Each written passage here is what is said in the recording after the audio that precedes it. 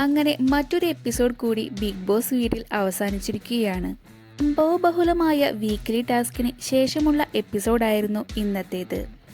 Weekly ടാസ്കിന് പിന്നാലെ big boss വീട്ടിൽ നടക്കുന്ന ചടങ്ങാണ് ക്യാപ്റ്റൻസി ജയിൽ നോമിനേഷനുകൾ.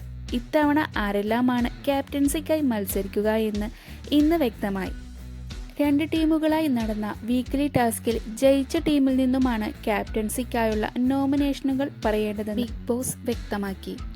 തോറ്റ ടീമിൽ നിന്നുള്ളവരെയാണ് ജയിലിലേക്ക് അയക്കേണ്ടത്.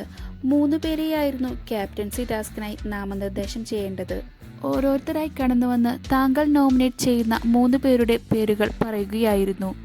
ആദ്യം വന്നത് കിടിലൻ ഫിറോസ് ആയിരുന്നു. മണിക്കുട്ടൻ, ഋതു, റംസാൻ എന്നിവരുടെ പേരുകളാണ് കിടിലം പറഞ്ഞത്. പിന്നെ വന്ന അനു പറഞ്ഞത് മണിക്കുട്ടൻ, ഋതു, നോബി എന്നിവരുടെ പേരുകളായിരുന്നു. മൂന്നാമതായി വന്നത് ഫിറോസും സജനയുമായിരുന്നു.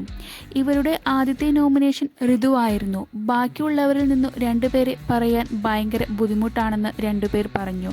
ഒടുവിൽ മണിക്കുട്ടൻ്റെയും റംസാൻ്റെയും പേരുകളാണ് ദമ്പതികൾ നിർദ്ദേശിച്ചത്. പിന്നാലെ വന്ന ഭാഗ്യലക്ഷ്മിയും റംസാൻ, മണിക്കുട്ടൻ, ഋതു എന്നിവരുടെ പേരുകളാണ് പറഞ്ഞത്. റംസാന്റെ നോമിനേഷൻ സജന, ഫിറോസ്, സായ്, മണിക്കുട്ടൻ എന്നിവരുമായിരുന്നു. അടുത്ത ഊഴം ഡിംബലിൻ്റേതായിരുന്നു. സജന, ഫിറോസ്, മണിക്കുട്ടൻ, റംസാൻ എന്നീ പേരുകളാണ് ഡിംബൽ പറഞ്ഞത്. റംസാൻ, മണിക്കുട്ടൻ, സജന, ഫിറോസ് എന്നു തന്നെയായിരുന്നു അഡോണിയും പറഞ്ഞത്. സന്ധ്യ മനോജ് പറഞ്ഞത് സായ്, ഋതു, മണിക്കുട്ടൻ എന്നിവരുടെ പേരുകളാണ്. എല്ലാവരും ഒരുപോലെ പറഞ്ഞത് റംസാൻ, മണിക്കുട്ടൻ, സജന എന്നായിരുന്നു.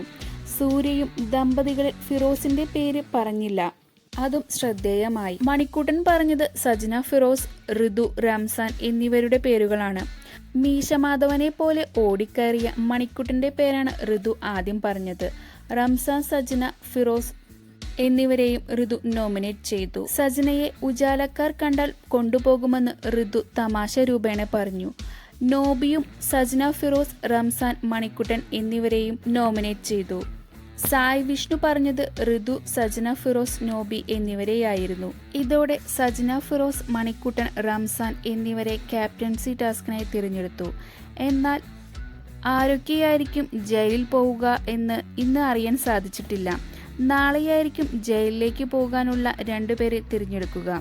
അതേസമയം ഭാഗ്യലക്ഷ്മിയുടെ സത്യാഗ്രഹവും ഫിറോസുമാർ തമ്മിലുള്ള അടിയും കണ്ട ദിവസമായിരുന്നു ഇന്ന്.